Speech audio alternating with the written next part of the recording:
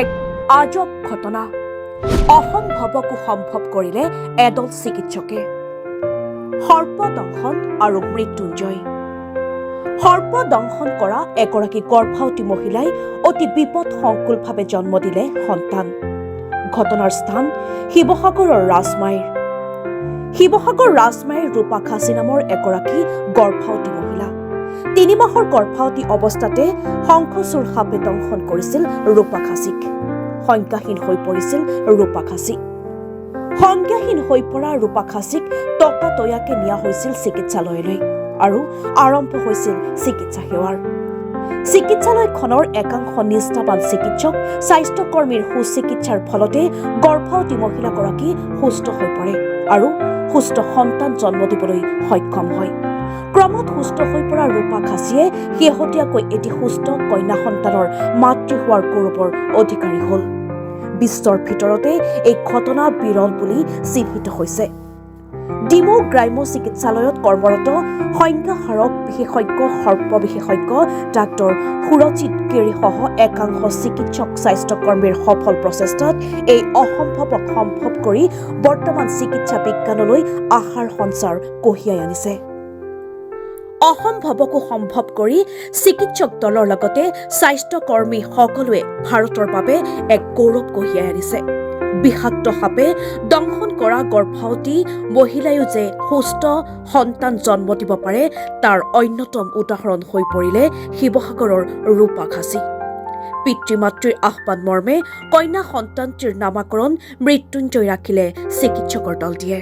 এইটো আমাৰ আজি আপোনালোকক জনাবলৈ পাই সুখী হৈছো যে ৭ আগষ্ট ২০২৪ বৰ্ষত ৰাজমাই শিৱসাগৰ ৰাজমাইৰ ৰূপা খাচী বুলি ব্যক্তি এগৰাকীক তেওঁক মানে বিষাক্ত শংখচূড় সাপে দংশন কৰিছিলে আৰু তেওঁক মানে যেতিয়া দংশন কৰিছে ৰাতি ১টা বজাত আছিলে আৰু তেওঁ শুই থকা অৱস্থাত তেওঁক দংশন কৰিছিলে আৰু তাৰপিছত দংশন কৰাৰ পিছত তেওঁলোকে খুব ততাতৈয়াকে আধা ঘণ্টাৰ ভিতৰত মানে ১:৩০ ৰাতি ডিমৌ চিকিৎসালয়ত ভৰ্তি হয়, গ্ৰাম্য চিকিৎসালয়ত।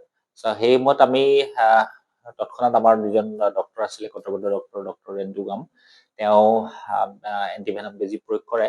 কিন্তু যিটো সৰ্পটোৰ যিটো আছিলে মানে পোৱালি সাপ আছিলে, সেই গোটেই বিষখিনি মানুহগৰাকীক ঢালি দিছিলে। সেইকাৰণে তেওঁক এণ্টিভেনম দিয়াৰ পিছতো ৰিকভাৰী নোহোৱা দেখি পেলাই আমি যিটো আমাৰ টাই আপ হস্পিটেল আছে, প্ৰাইভেট হস্পিটেল ডিমৌ আমাৰ প্ৰগতি হস্পিটেল, ব্যক্তিগত প্ৰগতি হস্পিটেল আৰু চুকাফা হস্পিটেল, এই দুখনত আমি টাই আপ কৰি থোৱা আছে খুব ৰেহাই মূল্যত তেওঁলোকক আইচিইউ সুবিধা দিবৰ কাৰণে। কিন্তু তেওঁক কালক্ৰমত আইচিইউ বা ভেণ্টিলেশ্যন যিটো মানে কৃত্ৰিম শ্বাস প্ৰশ্বাসৰ প্ৰয়োজন হৈছিলে আৰু যিহেতু আমাৰ ডিমৌ হস্পিটেলত সেই ব্যৱস্থাটো নাই, আমি প্ৰগতি হস্পিটেলত তেখেতক স্থানান্তৰিত কৰা হৈছিলে আৰু এক ৰাতি তেওঁক আমি ইয়াতে আমাৰ স্বাস্থ্যকৰ্মীসকলে প্ৰগতি হস্পিটেলৰ আইচিইউ স্বাস্থ্যকৰ্মীসকলে শুশ্ৰূষা কৰে, ভেণ্টিলেশ্যনত বা মানে কৃত্ৰিম শ্বাস প্ৰশ্বাসত ৰাখে আৰু পিছদিনাখন যেতিয়া ভেণ্টিলেশ্যনটো আঁতৰিছিলে, মানে কৃত্ৰিম শ্বাস প্ৰশ্বাসৰ ব্যৱস্থাটো আঁতৰোৱা হৈছিলে, তাৰ পিছদিনাখনে আমি আকৌ ডিমৌ হস্পিটেল তেখেতক ট্ৰেন্সফাৰ কৰা হৈছিলে। কাৰণ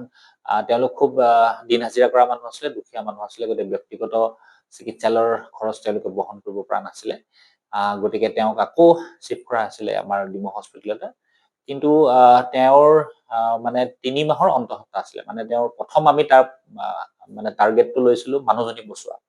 তাৰপিছত আমি যেতিয়া তাই বাচি গ'ল বিষাক্ত সৰ্পদংশনৰ পিছত, কলা শংখচূড় বুলি কয়, বুংগাৰাছ নাইজাৰ স্পেচিছ, তাৰপিছত যেতিয়া আমি পেটত থকা বাচ্ছাটোৰ বিষয়ে আমি তেওঁক মানে ভালকে ৰাখিবলৈ আমি চেষ্টা কৰিলো।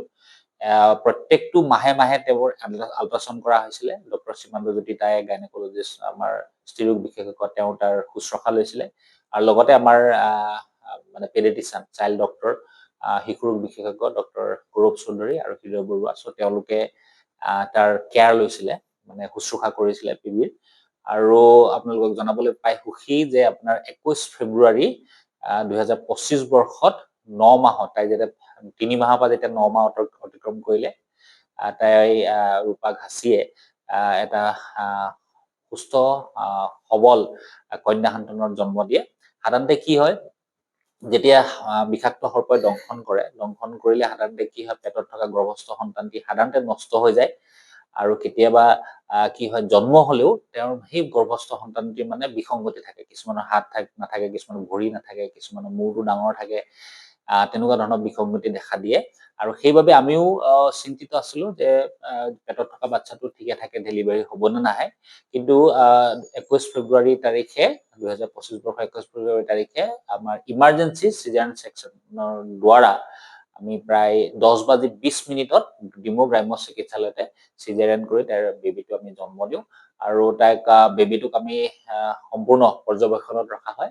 5 দিন পৰ্যবেক্ষণ ৰখাৰ পিছত সকলো আমি নৰ্মেল স্বাভাৱিক পালো। আমাৰ শিশু ৰোগ বিশেষজ্ঞসকলে সেইখিনি চালে স্বাভাৱিক পাইছে আৰু তেওঁক আমি ছুটি দিয়া হয়। আৰু তাৰপিছত আমি এই বাচ্চাটোক আমি প্ৰায় 6 মাহ বা 8 মাহলৈকে আমি তেওঁক পৰ্যবেক্ষণ কৰিম, কিবা এবনৰ্মেলিটি আছে নেকি, বিসংগতি আছে নেকি।